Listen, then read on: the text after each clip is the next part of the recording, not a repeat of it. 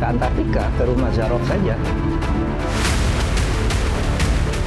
Sudah sepekan, asal-usul uang 925 miliar rupiah dan emas seberat 51 kg yang ditemukan di rumah Zarof Rikar masih menjadi misteri. Menko Polhukam periode 2019-2024 Mahfud MD menjelaskan bahwa uang dan emas tersebut diduga hanya dititipkan oleh pihak yang berperkara untuk diserahkan kepada hakim yang menangani kasus tersebut. Tertangkapnya Zarof Rikar dapat menjadi pintu masuk dalam membenahi hukum dan peradilan di Indonesia. Apalagi, Kejaksaan Agung mengungkap Zarof Rikar sudah melakukan kejahatan itu sejak 2012. Sementara itu, Koordinator Masyarakat Anti Korupsi Boyamin Saiman mengusulkan agar Zarof Rikar mengajukan diri sebagai justice kolaborator. Boyamin meyakini bahwa Zarof telah menerima aliran uang dari berbagai pihak selama menjadi pejabat MA, serta sebagai maklar kasus. Yang melapor kepada LPSK untuk memberikan perlindungan pada Zarof. Nah, ketika ini nanti memberikan perlindungan, didatangi dengan psikolog segala macam, ya saya masih optimis akan tercapai tujuan untuk justice kolaborator. Nah, dan juga harus kita ingat pada saat istilahnya oleh penegak hukum itu pengakuan yang mana yang lebih bisa dipercaya itu pengakuan yang pertama karena itu spontanitas itu. Kalau Bagaimana upaya penyidik menelusuri asal-muasal uang dan emas itu? Kejaksaan Agung menyatakan masih berproses. Kita sudah sampaikan terkait 920 plus 51 itu akan didalami, ya. Itu sumbernya dari mana, kemana, ya. Makanya, ya kalau ada informasi yang bisa sampaikan, ya kan. Sekecil apapun informasi sampaikan aja ke penyidik. Kalau memang itu betul, itu maksudnya kan supaya mendukung, membantu penyidikan ini. Jadi, fokus penyidikan terkait Zarof saat ini adalah hubungan penerimaan uang dari pengacara Ronald, Nisa Rahmat. Penyidik Gedung Bundar masih mengkaji dan mendalami barang bukti elektronik untuk mengkonstruksi informasi dugaan rasuah. Tim Liputan Metro TV. Pemirsa, akankah asal-usul harta yang ditemukan senilai 1 triliun rupiah di kediaman Zarof Rikar pada pekan lalu terbongkar? Dan apakah Kejaksaan Agung akan menelusuri perkara-perkara lain di Kejaksaan Agung selama 2012 hingga 2022? Untuk mengulasnya telah bergabung bersama kami Menko Polhukam periode 2019-2024 Profesor Mahfud MD. Selamat malam, Prof. Selamat malam, Fitri. Baik, Prof, ini kan sudah sepekan sejak Zarof Rikar ditahan oleh Kejagung, tapi kemudian asal-usul uang dan emas yang disita Kejagung ini belum juga terungkap. Menurut Anda, Prof, apakah ini mengindikasikan bahwa Kejagung sedang kesulitan membongkar jaringan Zarof Rikar atau ini bagian dari strategi penyidikan? Mungkin memang harus hati-hati ya, sehingga dia harus mengatur sebuah strategi. Tapi menurut logika yang sederhana saja, sebenarnya itu sudah hampir dipastikan itu uang perkara semua.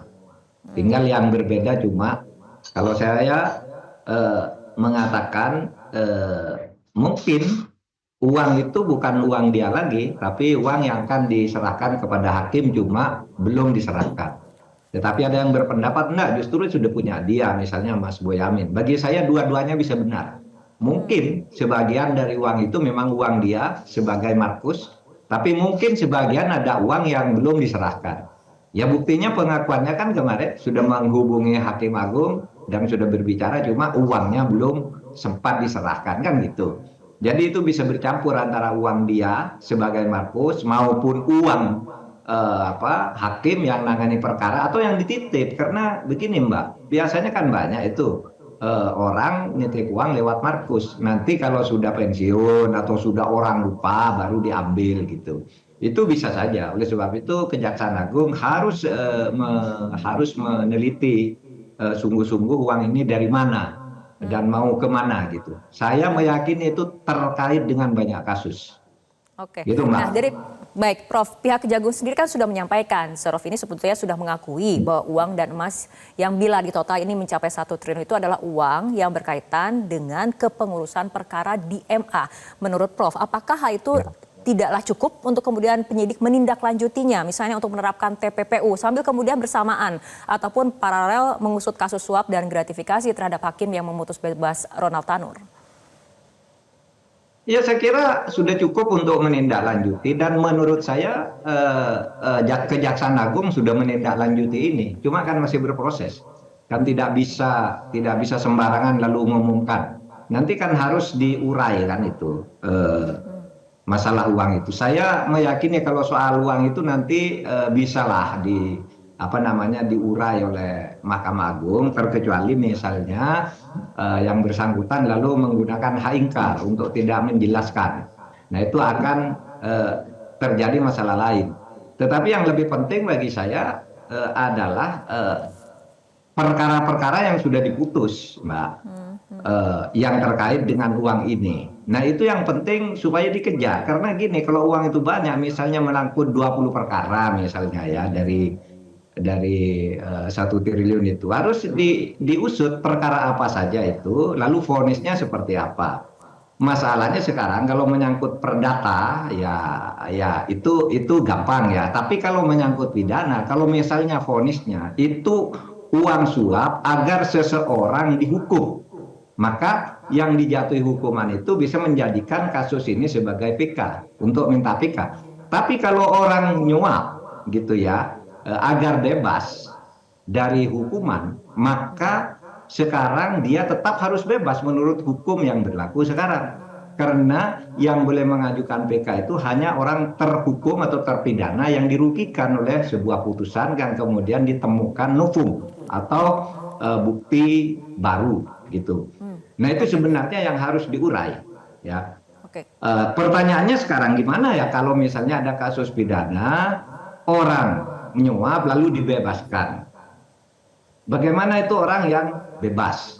Nah, seperti banyak kasus lah seperti Tanor ini ya. Tanor ini kan ya dia dihukum dalam kasus ini. Saya ingatkan kepada kejaksaan bahwa dengan kasus ini Tanor itu bisa dijerat lagi dengan pidana baru, tindak pidana korupsi, yaitu penyuapan. Baik. Jadi bisa dipandangkan dengan hukuman yang jauh lebih berat. Tetapi pidananya yang kemarin sudah inkrah, ya. Pidananya kemarin sudah inkrah. Dan dia bisa saja nanti kalau mau PK, gitu. Baik, Prof, kembali pada kasus Zarov sendiri, apakah kemudian ini bisa menjadi pintu masuk yang efektif untuk membongkar siapa saja yang terlibat, siapa saja mafia peradilan yang bermain? Menurut saya iya, menurut saya ini pintu masuk dan ini kuncinya sebenarnya proteksi dari Presiden dan dukungan dari Presiden kepada Kejaksaan Agung untuk membongkar kasus ini sampai tuntas. Saya kira Kejaksaan Agung itu punya pengalaman yang banyak dan punya keahlian untuk membongkar itu bisa saja dilakukan. Kan banyak jalan, misalnya minta pengakuan Tanor dengan justice collaborator ya. Justice collaborator itu dia menyatakan sesungguh-sungguhnya ini yang benar bahwa saya mendapat uang dari ini untuk perkara ini, terus ngaku dia tapi dengan mendapat jaminan perlindungan dari LPSK gitu. Itu juga bagus kalau Pak Zarov ini misalnya Pak Zarov ini ingin berbuat baik di akhir masa tuanya gitu, dibongkar aja semua demi kebaikan bangsa dan negara. Tentu dia takut kan, dia minta perlindungan ke LPSK gitu. Karena itu bukan hanya menyangkut hakim yang nerima suap, menyangkut orang yang sudah bebas dari pidana juga misalnya. Prof, tapi dari keyakinan Anda, apakah mungkin seorang Zarov ini bekerja sendiri di lingkungan MA? Nggak mungkin bekerja sendiri. Uangnya sebanyak itu, gitu ya. Dan ini kan ditemukan secara kebetulan ditemukan setelah kasus Tanor. Karena ada kasus Tanor, lalu putusannya aneh, diselidiki, ternyata ada kasus suapnya, gitu. Lalu setelah kasus suap ini dicari sumbernya, alurnya kemana, ditemukan di rumah Zarov. Nah dari situ saya kira gampang Kejaksaan Agung untuk melacak itu uangnya dari mana saja dan milik siapa saja gitu. Itu saja gitu. Kalau enggak ya Zarovnya itu yang supaya dipres sekarang. Prof, kita tunggu saja bagaimana langkah Kejagung berikutnya, terutama juga dalam membongkar jaringan dari Zarov Frikar ini. Terima kasih Prof Mahfud telah berbincang bersama kami malam hari ini dalam Prime Time News.